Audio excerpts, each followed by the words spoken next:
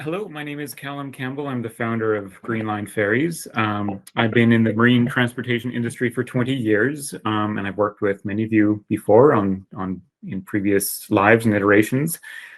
So I'm a naval architect by profession. I've worked in both the public and the private sector, and for the last 8 years, I've been the director of the inland ferries. So let me start by talking a little bit about Seabus, which we were just talking about. So Seabus is the passenger ferry that connects between Vancouver and North Vancouver. And it carries almost 6 million passengers across Burrard Inlet every year, offloading traffic from the North Shore bridges. I know a fair bit about Seabus because I took the Seabus as a daily rider for years when I worked in North Vancouver. And earlier in my career, I helped redesign one of the newer Seabuses. And in the course of that project, what I came to learn is that what's really innovative about Seabus isn't the boat. What's innovative about Seabus is the system. It's a people mover. It's connected to an entire transportation system.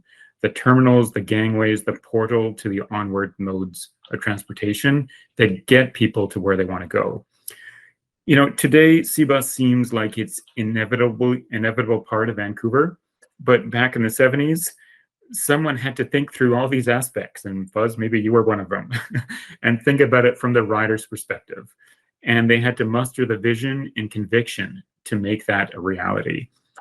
That's what Greenline's looking to do as well. I love thinking about that impact, and that's what we're looking to do. Before we go any further, I want to share this tweet posted by Callum a few weeks ago. Callum is the chairperson of the Squamish First Nation, and he's widely recognized for his advocacy of urban issues in Vancouver. You know, the tweet says, the original rapid transit is the best way to travel from downtown to North Van. And there we have a traditional canoe. I love this tweet. It's a brilliant reminder of the role of the waterways in this part of the world before roads and bridges. You know, we were connected by boats. I want to take this moment to the Greenline acknowledges the First Nations over whose territorial waters this service would operate. And that would include the Squamish First Nation, the Tsleil-Waututh, and the Musqueam Indian Band.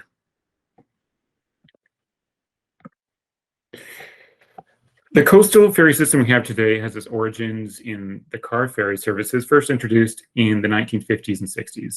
Back then, these transformational services offered coastal travelers the convenience and reliability of traveling to coastal communities with a car. Highways were built out to suburban locations where terminals were situated on undeveloped land. And that allowed car ferries to make the shortest crossings between the land masses that you wanted to connect. So in the past 2 decades, although the vessels and the terminals have entered into a concentrated period of renewal, the basic system is still the same we had in the 1950s and 60s. And the question I have is this system still suited for all the outcomes that people want today? In the course of my work on ferries, I get to attend a lot of open houses about ferry service, and I get to do a lot of listening about what people have to say. Just before 2019, in 2019, just before the pandemic, I joined the former Minister of Transportation on a consultation to develop a new vision for coastal ferry service. The provincial survey was published in 2020 and reported on the findings of our community meetings and a survey of about 5,000 people. And the survey provided a really interesting insight on what people think about the service today. There's loads of interesting findings in the published report, but I want to leave you with one right now. When people were asked what was one of the main factors in bringing their vehicle on a coastal ferry trip, 41% of the respondents indicated they needed to bring their vehicle to get to and from the ferry terminal. And, you know, that's kind of incredible when you think about it. In the 1960s, terminals in suburban locations served as a convenient transfer location to board a car ferry. But somewhere along the line, they become destinations unto themselves. And rather than merely providing access to the road networks of the province, car ferry terminals now contribute to congestion for everyone who needs to trek out to a suburban car ferry terminal, regardless of where their actual destination may be. Greenline Ferries is also running its own ferry service survey right now to get a sense of where people are at today. These are preliminary results. We've had about 800 people respond so far, most from Sunshine Coast or Bowen Island. On the left, there's a graph showing the overall satisfaction of current travel options. The question is, how do you rate travel options in coastal BC currently? And the satisfaction rates are not especially high, and about 65% are either dissatisfied or very dissatisfied. On the right, there's a chart showing how people rank various concerns about current experience. And the biggest concerns that people have are around the unreliability of the ferry service, service levels, and cost. Even beside the long wait for those who travel with a car, the system is far from perfect who travel without a car. Cyclists and transit users aren't especially well accommodated. The current arrangements are fine for seasoned bikers and regular public transit users, but it's hardly convenient or straightforward or appealing for first-time visitors. It's possible, but it's not especially desirable. So I think it's really important to listen to the perspective of ferry users, and that's what I do. But you know, in my professional life, I also know the system from a ferry operator standpoint and a ship owner standpoint. And I think those are also important perspectives. From a climate perspective, we want our car ferry service to be clean and green. From an operator perspective, we want it to be financially sustainable. And I know from my experience in designing, building, and operating car ferries that we are asking a lot from our car ferry system to be all of those things to everybody. And I guess we just can't deliver all those outcomes we need with a car ferry system alone. So car ferries made sense when everyone had a car, when diesel was cheap, and when crew were abundantly available. But none of those things are true anymore, and it's time to bring new tools to the job. So what do we do about it? You look to see what others have done, and you'll see high-speed passenger-only ferries are the solution. Here's 3 different models we're looking at. There's Kitsap Transit's fast ferry in Washington State, the NYC ferry in New York, and the WITA network in San Francisco. The Kitsap fast ferries provide service into and out of downtown Seattle. The service started in 2017 with a single boat to Bremerton, and they've since expanded to 2 other routes. Today, the system has 9 vessels and 4 terminals and carries about 500,000 people every year. The NYC ferry is a network of ferry routes into and out of New York City. Is introduced last decade and today is the largest passenger ferry fleet in the United States with 38 vessels. The WITA network in San Francisco is administered, the initial stand for the Water Emergency Transportation Authority. And it was created as a direct outcome of the 1989 earthquake in San Francisco that wiped out many of the road and bridge networks, but the ferries were the first to rebound. This is a network across the Bay Area, and they have about 800 riders every year. So when we look at these systems, you know, we're looking for what made these systems work. What are the key factors of success? And passenger-only ferry services work when they supplement existing transportation options that are at or near capacity.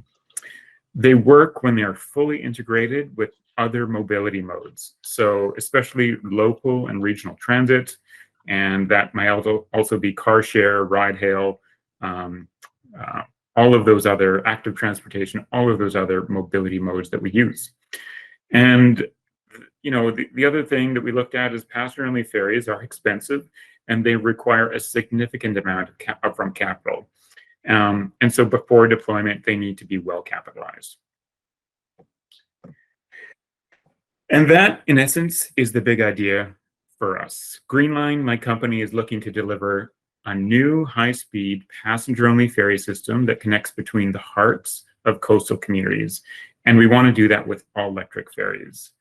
On this map here, you can see 2 direct routes into downtown Vancouver.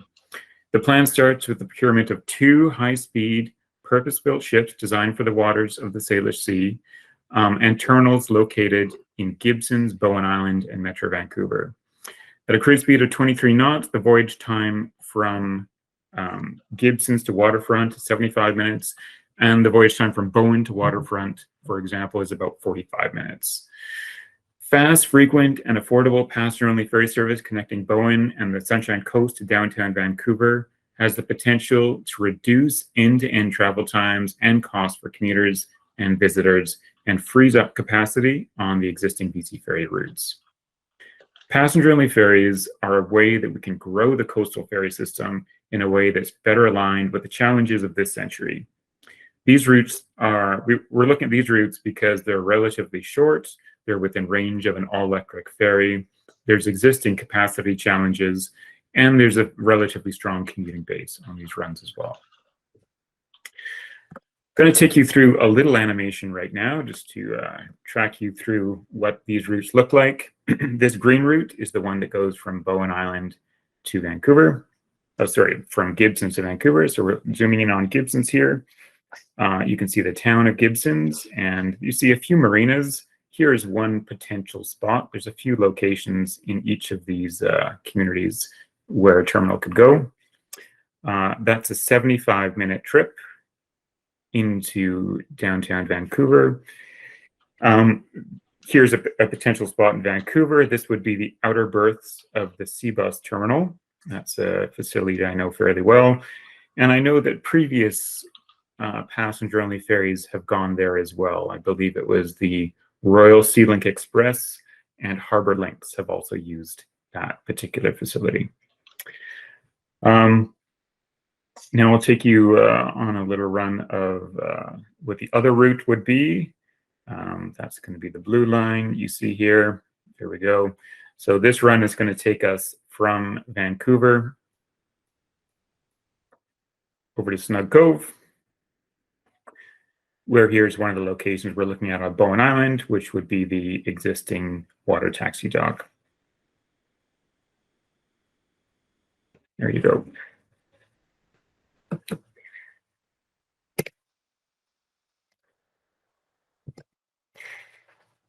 So here's the type of ship we need for the service. This is not a whale watching tour. It's not a dinner cruise boat. This is mainstream ferry service for the people. And it's going to be fully electric.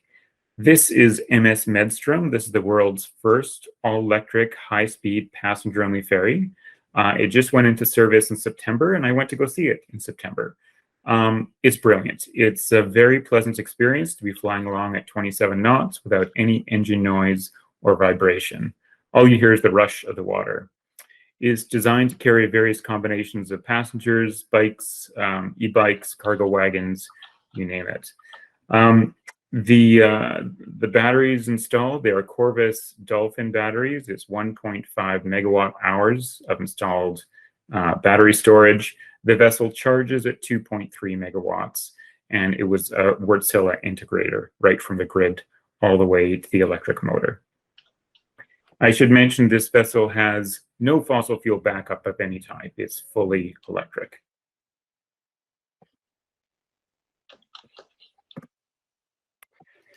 In operation, we see it working this way. At least one boat would be home ported in Gibsons. That way, Gibsons would get the benefit of the longest operational day. They'd get the first run out at the start of the day and the last run in at the end of the day. Because that vessel would be home ported here, we'd also locate charging here. In practice, this looks like a couple of transformer boxes. Medstrom, the boat I've just showed you, is manually plugged. It uses 6 CCS2 chargers.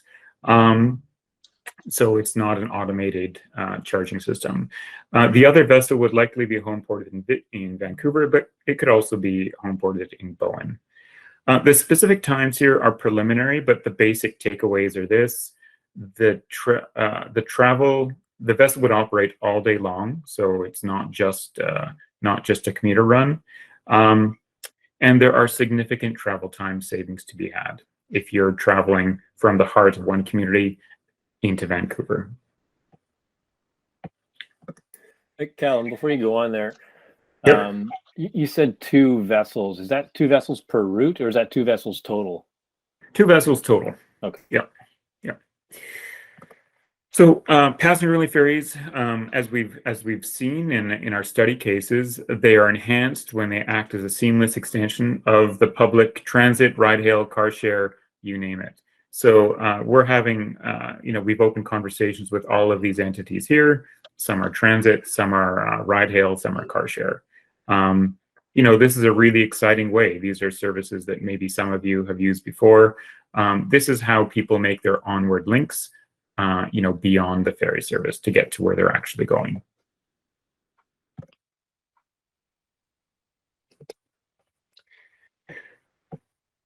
Passenger-only ferries have a wide benefit to ferry users and communities and the environment.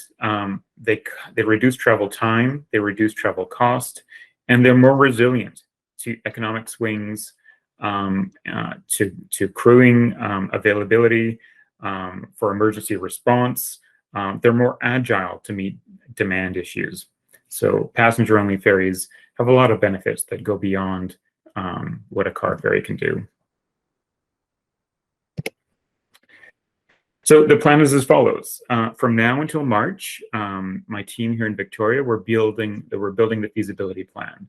So we're scoping the technology, the boats, the terminals, the charging systems.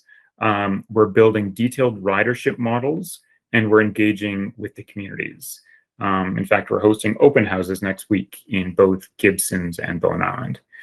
If we get the green light on the feasibility plan, we'll be looking forward towards execution, which includes a significant fundraise. We're looking to have orders for ships at the end of 2023, building through 2024, and ready for service in 2025. And where are we currently at? Well, we're engaged with the First Nations. As I've mentioned, we've got open houses planned, and right now we're doing some very detailed ridership modeling. And I'm going to tell you a little bit more about that right now. These ridership models are critical to the development of the feasibility plan. The work, we're kind of in the midst of it right now, but it's totally fascinating. So I wanted to show you some snapshots about what this looks like. Every year, tens of millions of travelers in BC make connections by car ferries, but we know almost nothing about their journeys outside the confines of the car ferry service. Where do they start? Where are they going? What's the purpose of the trip? If we start making projections about ridership, if we want to make projections about ridership between new locations, we need to understand the trips that people are currently taking, and understand how many people might be ready to make that swap.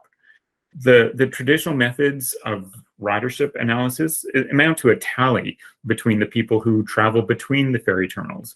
And you might supplement that with ridership surveys or census data, but that's just not going to give you enough insights to make big, bold changes about how things should be done. So the good news is that for land-based transportation, there's new techniques for travel analysis that provide a way more comprehensive picture about the journeys that people are actually taking. Greenline works with Streetlight data to unlock those insights. Streetlight is a big data firm based in California. They compile the travel analytics from about 1/3 of the smartphones in Canada and the US to reveal what those travel behaviors are. And then Streetlight calibrates that data against real-world counters, and through machine learning algorithms provides a really granular picture about what's happening. Streetlight works well over land transportation modes, so bikes and cars and buses, but we've had to work with our coding team to bring that level of resolution to the over water connections. So through Streetlight, we understand the origin and destination of people's trips. We want to know the seasonal variability, the day-to-day variations, and how that changes throughout different times of the day. Over the next couple slides, I'm going to show you 3 different data sets. Here's the first one. This is showing you what's happening between the ferry terminals. Then I'll show you a data set that's showing what's happening before the ferry terminals, and then I'll show you a data set of what's happening after the terminals. The nice thing about this type of data is it's a lot of analysis, but it actually presents quite well in a couple pictures. So here's what's happening between the existing ferry terminals. So we look to see what's happening between Horseshoe Bay and Langdale right now, because we want to know how many riders, when are those people traveling.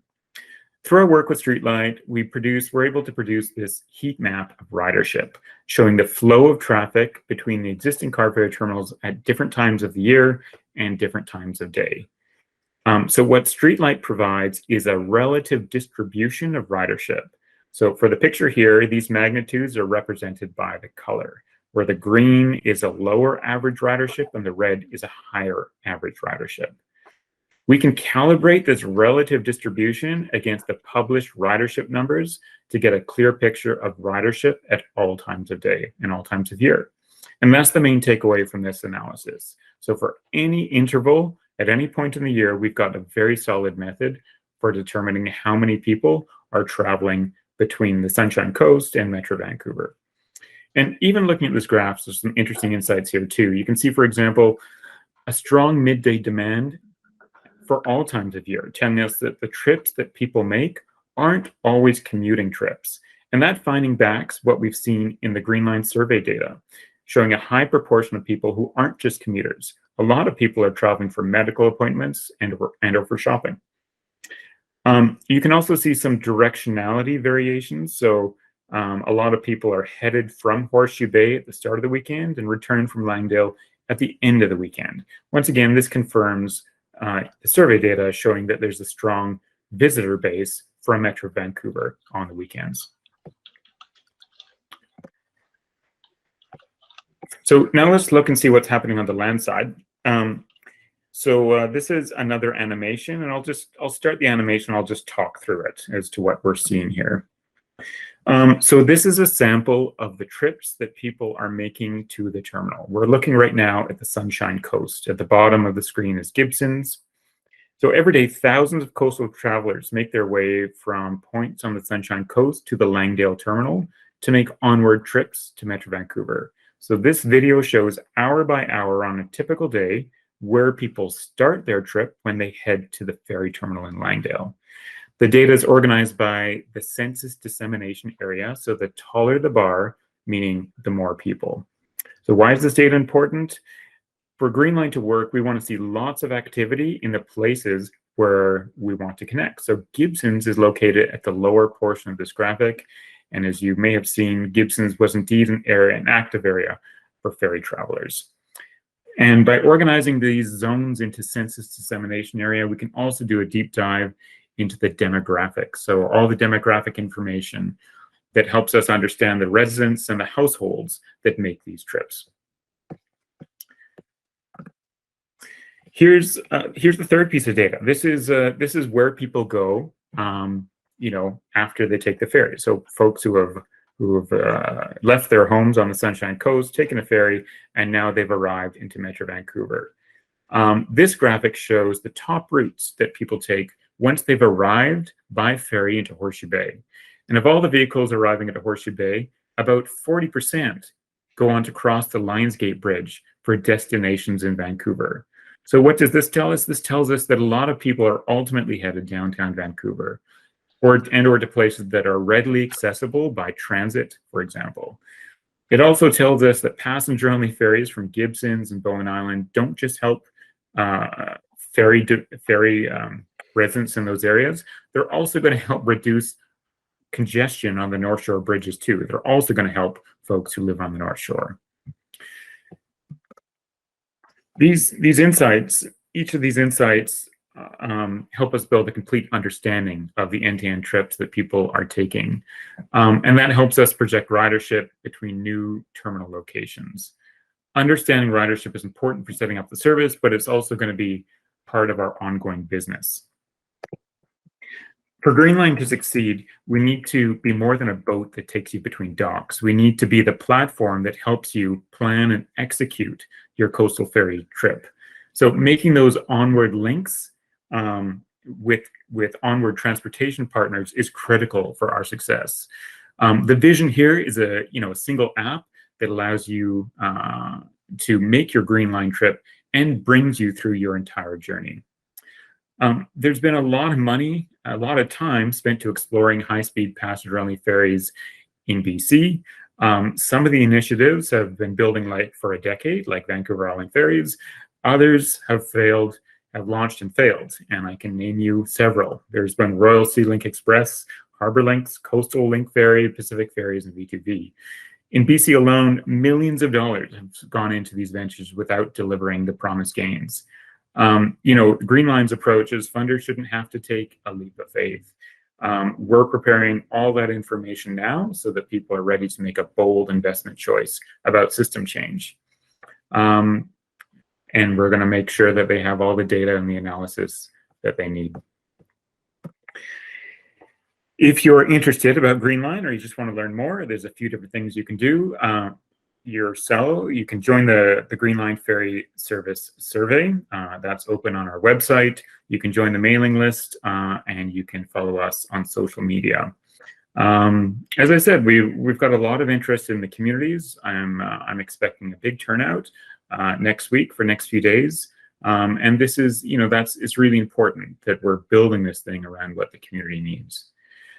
That's all I have for you today, but of course, there's probably lots of questions. I haven't touched much on the technical aspects of the ferry. That's something I can chat about if you like. I'm going to turn it back to you. Thanks so much for that, Callum.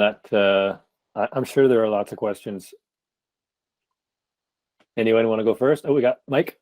Sure, I'll go first. And I think it's a wonderful initiative. And I think that hope and promise is important. Look, I started a friggin' seaweed company in 2019. So hope and promise works. Fundraising's a challenge. So your CapEx that you're going to look for 2 boats and terminal repairs is probably somewhere between 25 and 35 million-ish, just not knowing anything about your business model. And I take this in that with the greatest respect. Many have tried and all have failed. Yeah. And I understand what you've done with Silverlight and data analytics to really understand the demand. Some of the demand is need, some of the demand is behavior change as well. If I was a fat-pocketed investor, what would you say to address the many have tried, all have failed challenge? Yeah, I want to turn this a little bit around. I think, Greenline is a social purpose organization, right? We want to bring change to coastal ferries in BC. And I think what we've seen often a lot of times is you'll have an investor or a bunch of entrepreneurs get together, buy themselves a boat and start selling tickets, right? And trying to make a profit from that aspect. The KPIs for Greenline are taking cars off the road, right? Moving people through the province in a way that doesn't cause emissions. And so, the funding sources that we're going to go to, yes, it's going to include private equity for sure. But, why else do we, governments have all sorts of programs specifically intended to incentivize, private industry organizations that bring social impacts to communities and reduce emissions. And that's exactly what Greenline does, right? To build a new car ferry today is probably $250 to $300 million, right? To build a new major car ferry. That car ferry is going to last maybe 60, 70 years. And the question is that the world that we want? Does that make sense, right? For 2050, for 2060, for 2070, right? So Greenline's putting forward another vision about making sure that coastal ferry in BC remains relevant. So I think, you've asked a question about, what can I tell an investor that's going to give him a return? I guess, yes, returns are part of this. This is a private organization. But, I think we are absolutely going to be looking at all of these sources, mainly of federal funding, that are specifically designed to incentivize this type of thing. And I guess, I want to spin the question around a little bit as well. Like, I guess the question is, what do we need to make this work, right? What are the steps we need to do to make this work? Because I think we're running out of options with car ferries.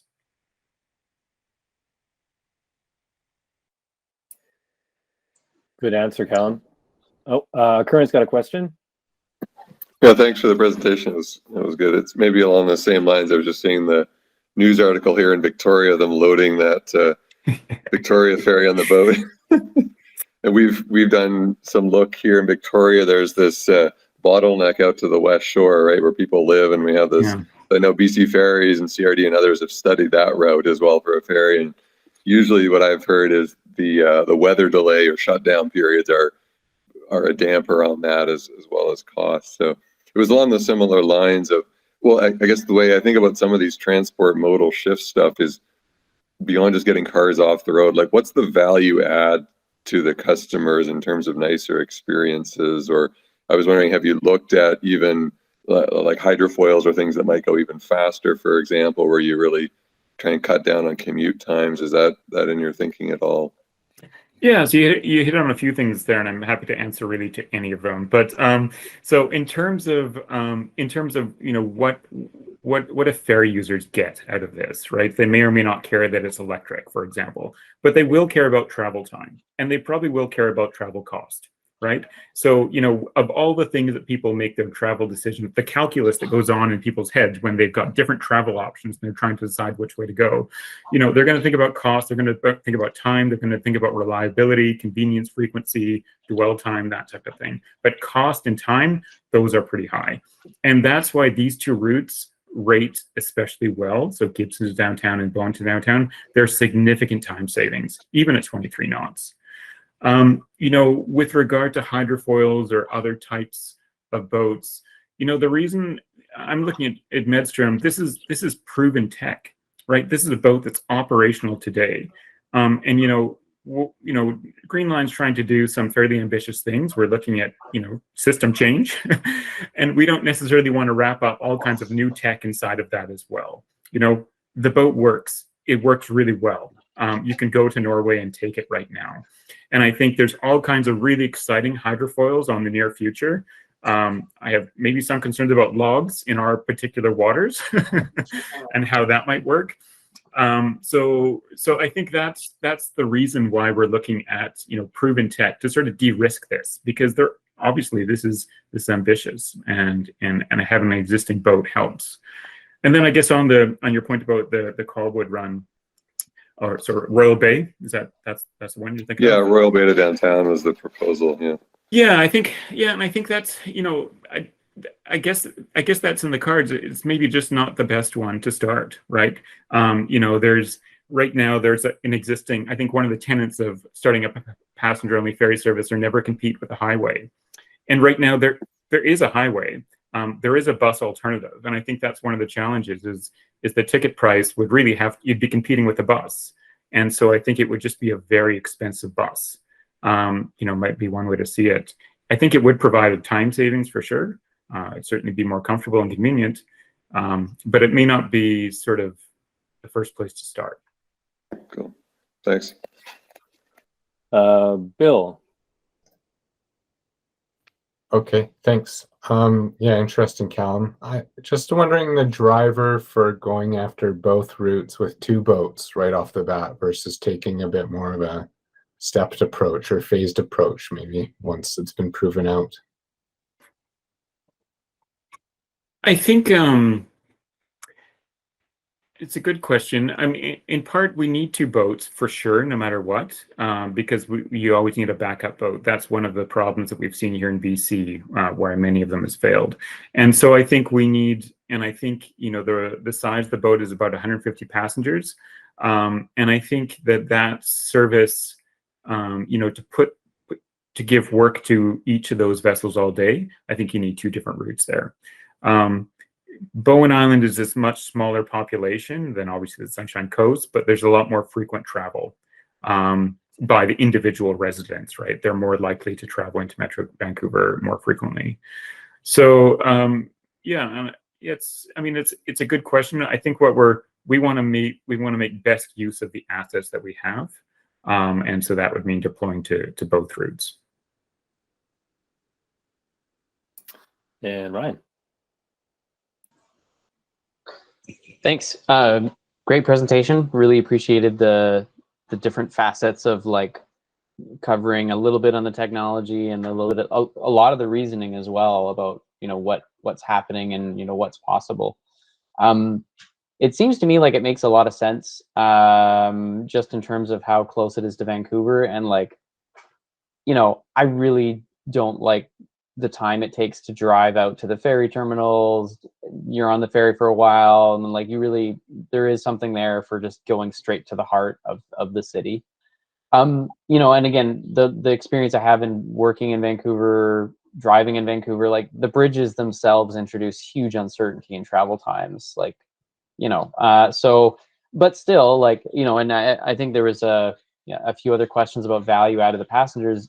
Is there numbers? And you showed 40% of the travelers coming from the Sunshine Coast going to town. Does that also come with like typical travel times as well? Because I mean, if you're talking about, oh yeah, it's a 75-minute trip, but I mean, you're going exactly to where you need to go to.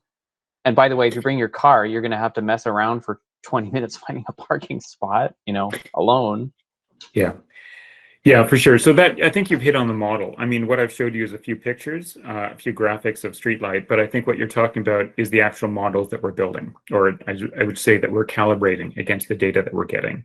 And so, you know, you look at the origin and destination. It's a big matrix of everyone's trip, right? Where are people starting from? Some are starting from Gibsons, some are starting from Roberts Creek, some are starting from Sechelt, some are going to Richmond, some are going to Burnaby, some are going to Delta, right?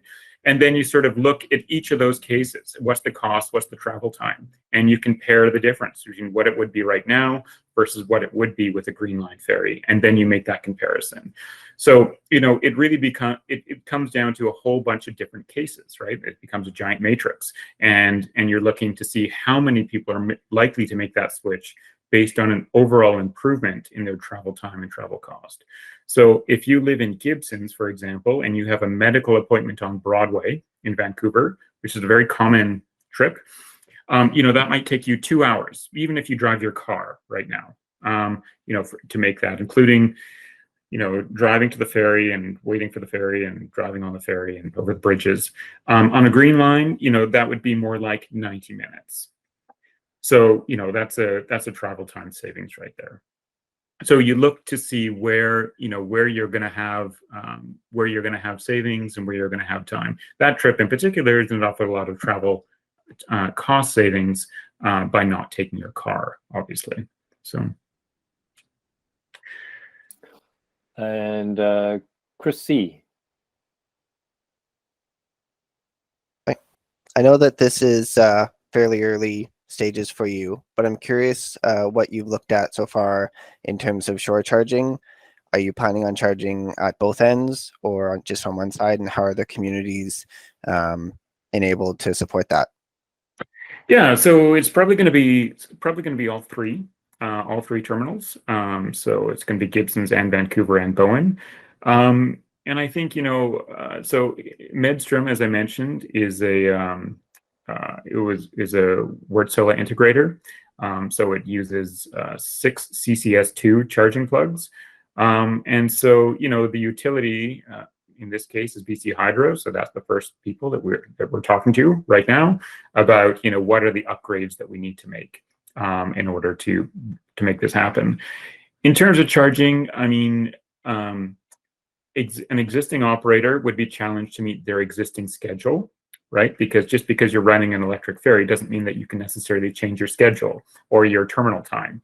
When you're setting up a new service, you can do the opposite. You can set up your service for the charging time. So it may be 25 minutes in the terminal, it may be 45 minutes in the terminal, right? We can set that up right now. And that's going to be an optimization routine to figure out what's the right amount of charge time relative to what charging is available right now. That makes a lot of sense. Cool. Ray Brom. Hey, hi, Callum. That was really interesting. I'm interested on the battery side, and Chris asked the one question I was going to ask you was how you're going to do this charging, because it sounds like you're going to be charging 20 Teslas at a time, sort of thing. So quite a big load, right? And what I see though is I'd like to hear what you say about certifications and insurance around being in a location like that charging. Sorry, insurance meaning what exactly? Well, I've been involved in a project similar to this, smaller scale. And the big problem with marinas is they don't have a lot of power, and they don't have a lot of, so it's not exactly the same, but they don't have a lot of resources to fight a fire if there's a battery fire on a ship. So insurance is a concern because the people I was talking to were not able to find insurance at first, and that took a lot of bush beating to shake out somewhere where they could get that solved. So I just wonder what you got to say about that. And then the certification is more about which ones are you using? Is it Transport Canada, or how does that fall out? Okay, well, so the insurance is great. That's a great heads up for me. So thanks for that tidbit. I will certainly look into that. With regard to certification, yeah, I mean, it's going to be a Transport Canada certified classed vessel. It's 150 people. It's about 250 gross tons, I believe, something like that. So it'll be, classed completely according to the statutory requirements. The nice thing, once again, of Medstrom and leveraging what others have already done, the Norwegian Safety Authority has already approved that vessel. That's a DNVGL vessel, right? So it's classed according to that classification society. It's classed according to the high speed code. So, like a lot of our regulations, Canada for years has been looking to harmonize its regulations with the IMO specifically to allow, right, the learning and experience from one part of the world to translate to another part of the world. So we don't have to do it. We don't have to start from square one. Well, that's good news, because Canada is a lot tougher on electrical standards than other parts of the world. So, but it sounds like what you're telling me is that certification is going to be sufficient for Canada and Transport Canada. Yeah, I mean, I think that a lot of the way, with class societies and with Transport Canada, a lot of things are becoming a risk-based approach, right? When there's not a prescriptive regulation in place, it means that you need to look into what is the fire safety, if there's a fire at night, right? If there's a fire on board the vessel at, 1 in the morning when no one's around, what does that look like? So I think that's exactly the type of scenario I would expect to see in a risk assessment for this type of vessel. Good. Well, good luck with that. I think I would really look into the insurance side of it. And I've talked to Captain Jamie Marshall about this BC Ferries, and they have their own insurance company, right? Because that was BC's way of skirting that. But the rest of us got to find another way. Thanks for the heads up on that. Yeah. Cool. Thanks, Ray. Thank you. Chris P. Yeah, thanks for your presentation, Callum. I'm curious about your experience integrating your service with the transit system. How easy has that been working with them, and also about how to integrate the whole payment experience? What's the sort of user experience if they want to go from A to B through bus systems and your service, your ferry service? Yeah, so I'm having preliminary discussions right now with TransLink at sort of the policy level, and I've had some discussions revolving around the Compass card just to see what that might look like. I think there's a couple different ways that integration might work. And, ultimately from a user perspective, the end goal would be to have one card, one payment system, one phone, schedules are integrated. I think Greenline's ready because we don't have an existing schedule right now. We are absolutely prepared to fit into the needs of others. I guess your question was how easy is it to work with them? I think it's been really easy. This is change we all want to see. If you look at the TransLink 2050 transport plan, for example, passenger-only ferries are absolutely part of this.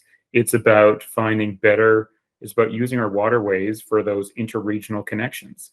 And so, this is part of the plan that we need. So at those levels, the conversations have been, they've been good. I think Greenline as a startup also has some flexibility in terms of finding those, connecting in with those systems that work well for us. Yeah. So so I mean, the conversations right now are with the car co-op folks, the TransLink folks, the Ride Hail folks. That's essentially going to be the people who help make those onward trips. Maybe we've got time for one more question here, guys. No one else? I've got maybe one just high level question. I take it you mentioned having open houses so far, engaging with communities to get feedback, and it's great to see early you're considering First Nations engagement as well. I mean, I think that's really key to get in early as possible to really understand what's going on. Has there been, like, generally, have you been getting lots of positive feedback, or are there lots of questions about, is this, they're not sure about the change, or is it being positively received? I mean, it sort of seems like if you're providing a way to reduce car trips and car infrastructure, it's kind of a good thing as I have an alternative, right? Yeah, I mean, I guess, yeah, it's not a pipeline project. I mean, it's it's got a lot of wins. It's got a lot of wins for people who live in the area. It is about reducing pressures on the land. It's about using the waterways. As the tweet from Callum said it. I mean, that's how that's how the Indigenous nations used to get around. So it's being received positively.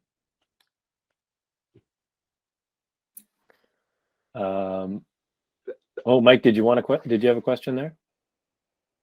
Yes. One thing I've learned in this business in the last couple of years, first of all, is common sense is not common. And what makes absolute sense for the planet and the oceans and the First Nations and food security and regenerative ag sometimes doesn't translate at all into investors or social license. And Callum, if you haven't already experienced it, it's just frustrating when you lay out solutions that are right for every single reason. And then when you say, but the Europeans are doing it, there's a lot of still silent faces or stone-faced look. So I'm happy to have an offline with you sometime and show you my scars. Yes, we're in totally different industries, but there's a tremendous amount of overlap. So I would offer a chat, not as a criticism, but as Ray talked about with the insurance, things that you just wouldn't think of.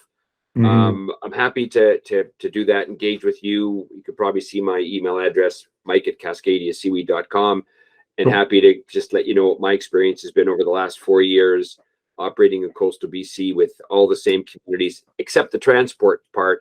And, take it or leave it, but I would want to do it just to help you in your endeavor, because I think it's an important one. That's awesome. I'll reach out. Thanks. Thanks, Mike. And maybe we'll wind down there. It's almost 5. So Callum, just wanted to say that was amazing. I learned a lot, and I'm sure everyone else is feeling the same way. And yeah, maybe I guess we'll leave it there. So bye, everyone. Awesome. Thanks again, Callum. Nice to see everybody. Thanks, Callum. That was great. Thank you. Awesome presentation and good, interesting challenges there. And Dustin, thanks for setting it up. Oh yeah, thank you. No worries. Yeah, bye-bye. Bye, guys. Check everyone. Bye-bye. Bye.